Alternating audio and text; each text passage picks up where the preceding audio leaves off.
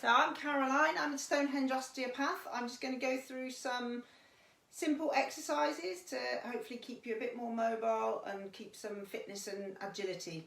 Okay, so what you'll need is a chair, 2 tins, and I'll go through the exercises. Some are fine to be done sitting, so hopefully if you've got any lower limb issues, the sitting down means you can keep doing some exercises that keep you a bit more mobile through your upper body. And you may find you can attempt some of the standing exercises or the strengthening of the lower limbs. So let's get started. I'm just going to start with a bit of mobility and warming everything up. So I'm going to do the sitting. You've got your hands on your hips and you're just going to turn, get your upper body moving,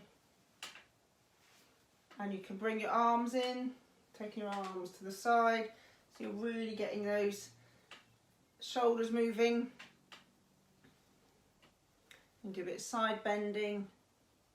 So if you want to do this standing, so you keep doing that if you're sitting. If you're standing, you want a nice broad base, so feet shoulder width apart, and you're just taking your arms around so that you have got a good rotation going through your shoulders.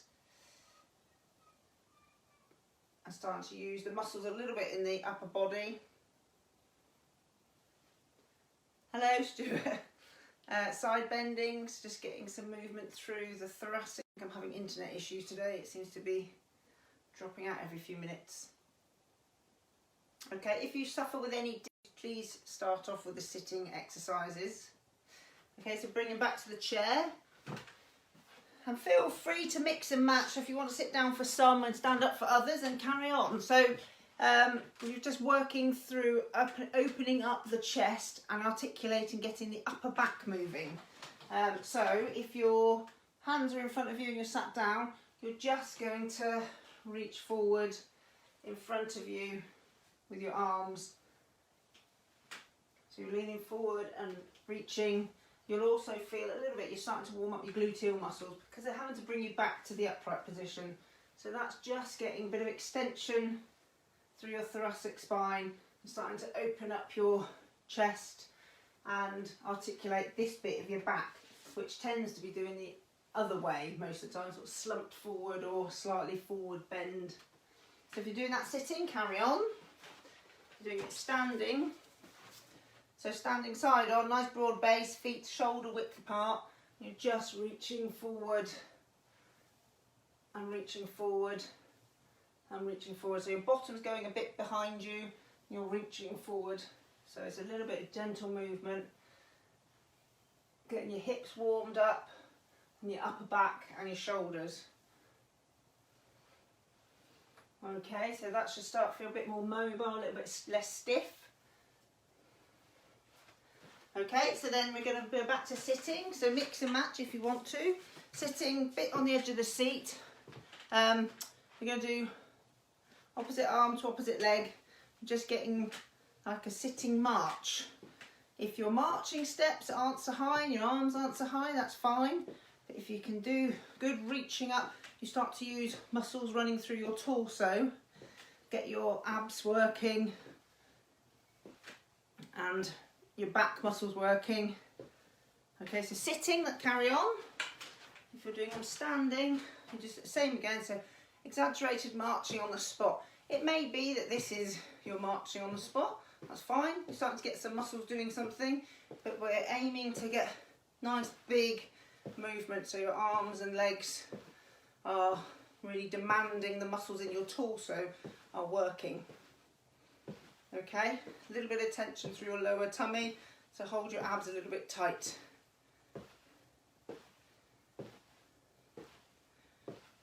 Lovely, so your heart rate should be up a little bit, feel a bit warm, feel like you've got something going, get started. Okay, so now everybody's going to do this sitting because it's a sit to stand, so it's a mini squat. So you're going to sit perched on the edge of the seat. If you need to do a glancing push to your hands to stand up, do that. Let me just change the position of my seat. You're very welcome to just use your hands if you need to do that. Every other stand or every stand if you need to. Hi James. So glancing onto your thighs to push up if you need to. If you don't need to and you want a bit of a challenge, get your hands across your chest and get those muscles working through the pelvis. So a little bit of tension through your lower abs, working those buttock muscles, so your glute muscles are really working to keep you upright. So we're starting to maintain or build up a little bit of strength in the legs. And out of chairs really, the stronger you are through your hips and pelvis and thighs. So I think I was aiming for 10, but I think I've over-talked myself and done too many. So I'm going to move on. So I'm going to use the chair for my support. We're working the muscle on the outer side of the thigh and the pelvis, edge of the glutes. Use the chair for support. Just going to take your leg out to the side. So we're going to do 10. So I'm starting, you're going at an angle behind you, so we're doing, I think I've done 4, 5, 6, 9, 10, and change feet. So I want you standing nice and tall and a little bit of tension through your tummy muscles, going back a little bit behind you. So you're working these muscles here. 3, 4, 5, 6, 7, 8, 9, 10. Nearly imbalanced. Turning, just changing sides because we're going to move on to working the gluteal muscles and the top of the hamstring, so you might find it a bit tight through there. So foot bent, knee bent, and just pulsing your leg back, so you're making this muscle work. You might feel it a little bit in the back of the hamstring, which is this muscle at the back of the thigh. Are you tennis ball? Have you got your tennis ball, Mossy? Okay, so there should be 10. I think I've done 6, 7, 8, 9, 10. Changing round the other side for me. Changing foot for you. So knee bent. Done 2, 3, 4, 5, 6, 7, 8, 9, 10. Lovely. So then we're starting to work on the muscles that you use when you're walking up and down stairs, walking up and down hills, running, those sort of groups of muscles. You need tins. So get your tins, or your dumbbells if you've got a challenge, if you're doing a challenge for yourself. So we're going to start off as if you're picking the tins up off the floor and just bringing them up to the front of the shoulder. So feet about hip width apart, bringing your, can't speak tonight, bringing your hands up to the front of your shoulder but keeping your back still. So you're doing this position. So you're working the back of the shoulders, upper back and the biceps muscles, so the front of the shoulders, front of the arms. So you're going to do them sitting. If you can do them standing, which just is a bit more of a calorie burner if that's what you're looking for, a little bit more demanding and get more muscle groups involved. Doing it standing, knees a bit soft, feet are going to be shoulder width apart, a little bit of a bent position with your back flat, and that's the action you're looking for. So you're just bringing your hands up to the front of the shoulder. So I'm going to do 4, 5, 6, 7, 8, 9, 10. Back to the chair. None of these exercises should foot. If you do and you want to ask about it, you're more welcome to email me, info@stonehengeosteopath.co.uk. But you should not get worse symptoms. They should not cause you any pain. You might feel stiffness or a bit of tightness, but you shouldn't get any discomfort, particularly from the exercises. So next exercise with the tins is for the backs of the arms and a little bit for the front of the shoulder. So you're just straightening your arms out behind you. So if you're sat down, you want flat through your back, so your back's not moving, it's all through your arms. Okay, so you do 10. If you're standing, feet shoulder width apart, soft knees, a little bit bent forward, and you're just going to bring your arms up behind you. Lower abs should always be slightly held tight, just because it helps your pelvis support your back. 4, 5, 6, 7, 8, 9, 10. Lovely. This time you just need the one tin. You can do the wood chopper. So we can do this sitting. So again, if you've got lower limb issues, any knee problems, had or waiting for operations, these exercises are quite good to keep you mobile the rest of you if doing anything with your knees is too much. So sitting on the chair, tin up to your shoulder, and you're just turning sideways, so you're rotating through your position. Okay, as if you're sat down using an axe, funnily enough, called the wood chopper. Okay, so if you're doing that, you carry on. I'm going to do it standing. So nice big stance, feet shoulder width apart, soft through your knees, hand to the opposite across your body, so you're up by your ear, then you're turning and chopping. So it should be a nice fluid movement where you're pushing your hips back behind you and semi-squatting. You may feel it a little bit in your opposite glute as your weight goes through. So I feel it a little bit in my right.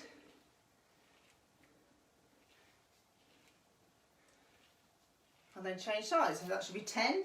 If you're sitting, you're just going to change sides. So turning, turning, turning. Good. Shouldn't be painful, shouldn't be uncomfortable, but best to avoid if you've ever had any sort of specific diagnosis of back issue that doesn't like rotation or twisting. So if you've got non-specific low back pain, twisting and rotation should be fine. You just have to find your comfortable zone. So it might be that you can't rotate loads to start with, you just have to build up to it. But if you have a specific diagnosis, sometimes things like twisting is not advised, but you'd be told that when you've had the diagnosis. So standing, doing wood chopper, pushing your hips back.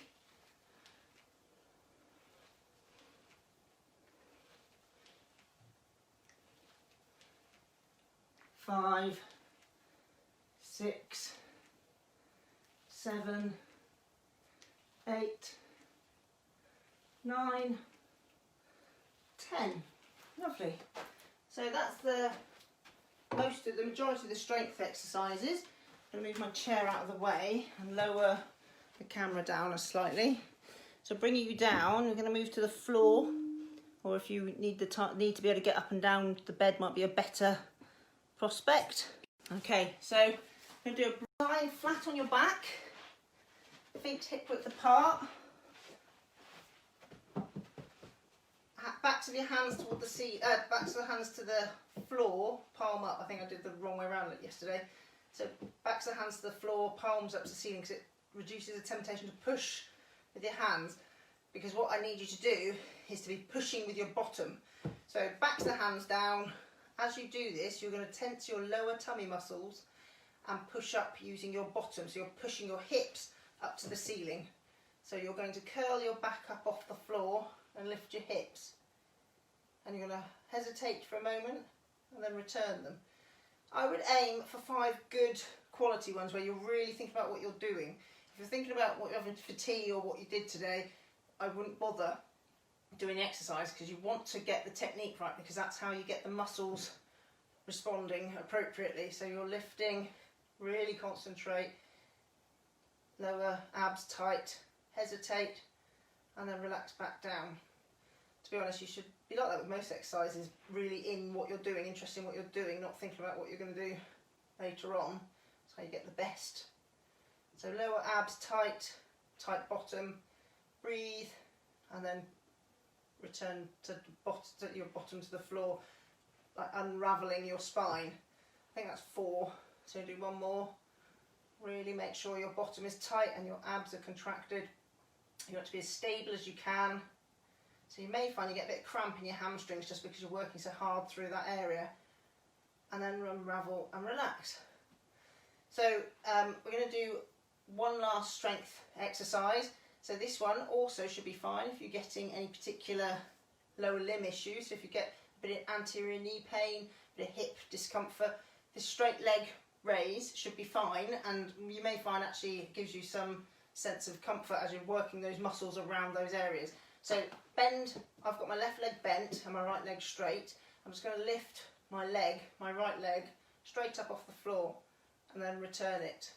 So if you aim for 10, if you want a challenge, just glance off the floor and lift, or don't quite touch the floor and lift.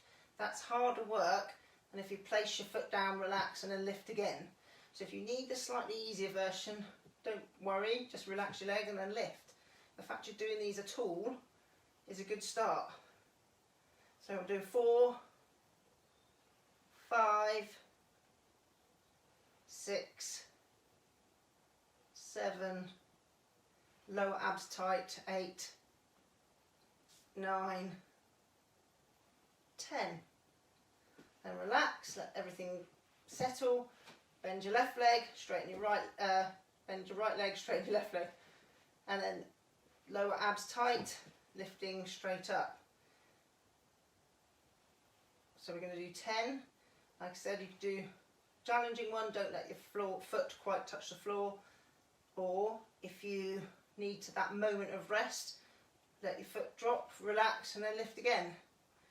So we're going to go 4, 5, 6, 7, 8, 9, 10. I feel my hip clicking, so I think I'm going to have to do some more glute work. Right, so stretching out your low back and your gluteal muscles. You're going to bring one knee up to your chest and either keep the other one bent or straighten it out. And you'll feel a stretch through your hips, to the back of your hips, and your buttocks, and your low back a little bit. Should not be painful. You can either have your hands over your knees or behind your knees if you get some knee problems. Then keep your leg there, bring the other leg up to join it. And just let the back relax into that. You may find that's a slightly stronger stretch through your lumbar spine just because you're stretching the pelvis together and bringing the whole pelvis up. And then straighten out the leg that you had bent before. Okay, and you're just holding all the stretches for 15, 20 seconds. So we're going to do a low back stretch of the side muscles of your back, feet together. There's two ways to do this. Easier way is one leg out straight, so my right leg straight, left leg bent, let my left leg carry my body over to the side and just relax in that position. So if you're doing that, hold on to that and you keep going. If you want a slight challenge, feet together and knees together, let your knees roll over, keep your knees stacked so they're on top of each other, arms out to the side and looking over your shoulder. So your body's doing a full strong twist. And just hold that for 15, 20 seconds. Just let the body relax and settle. Then coming back to the middle, changing side for the easier version. I'm going to straighten my left leg, let my right leg just take my body over and keep looking to the ceiling. If you're doing that, you carry on. If you want a slight challenge, knees bent, bring your knees over and look to the opposite way. That should be a much stronger stretch through your body. Okay, so 15, 20 seconds, let it all relax and settle. And come back to the middle.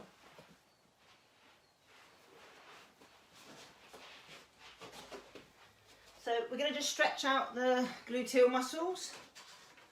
I'll give you a moment to get up and sit on the chair or the edge of the bed, and you're just either going to just hug your knee up to your opposite shoulder,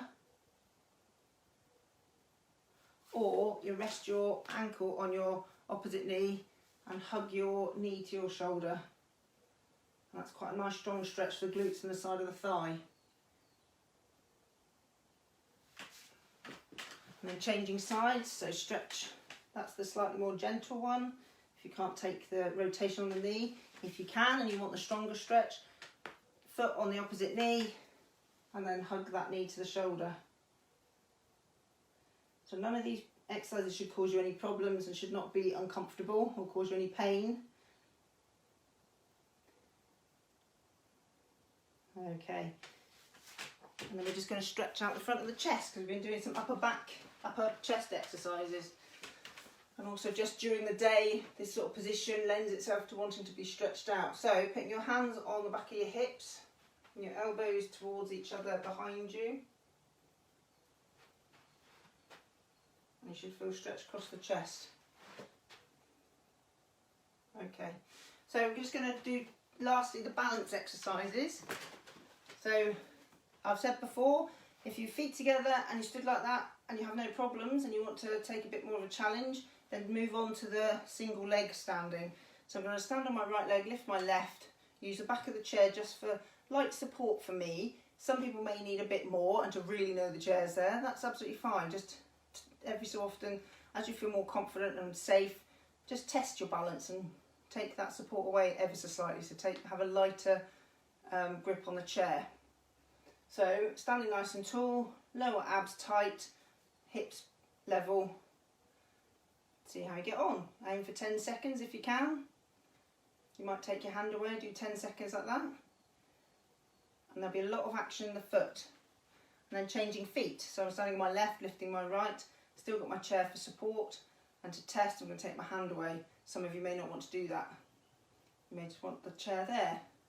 And your feet, you'll feel your feet working really hard and the muscles working really hard, and sometimes it can be quite uncomfortable if you're unused to doing this technique, that you get some lateral hip pain, maybe some low back pain.